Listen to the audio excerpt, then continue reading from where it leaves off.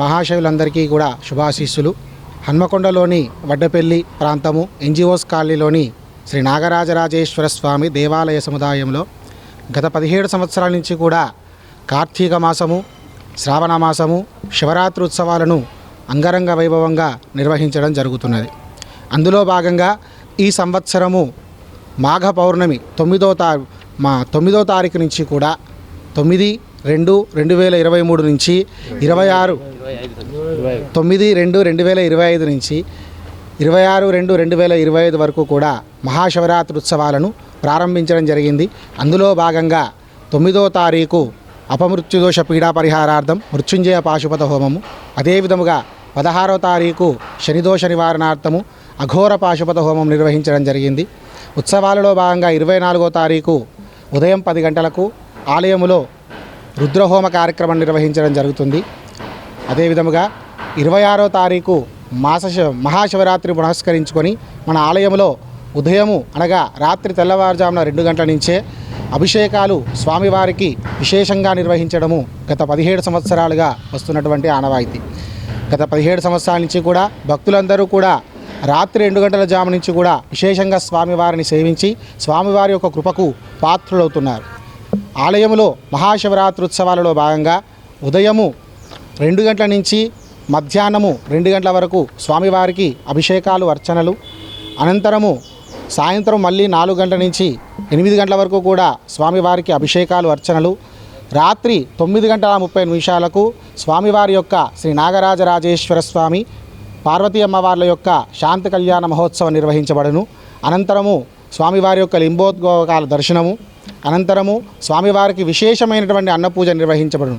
కావున హనుమకొండ వాస్తవ్యులైనటువంటి భక్తులందరూ కూడా స్వామివారిని దర్శించి స్వామివారి యొక్క పూజా కార్యక్రమంలో పాల్గొని స్వామివారి యొక్క కృపకు పాత్రులు కావలసిందిగా మనం స్థాపించి దాదాపు 18 సంవత్సరాలు అవుతుంది.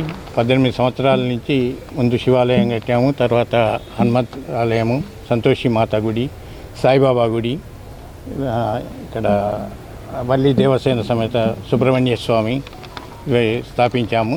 ఈ 17 సంవత్సరాల నుంచి కూడా ప్రతి సంవత్సరము ఇప్పుడు ఏగారు చెప్పినట్టు అవే పూజలు జరుగుతున్నాయి. ఇంకా చండీ హోమాలు జరిపాము, కొన్ని అవచండీ యాగము, యమచండీ హోమము అవన్నీ జరిపాము.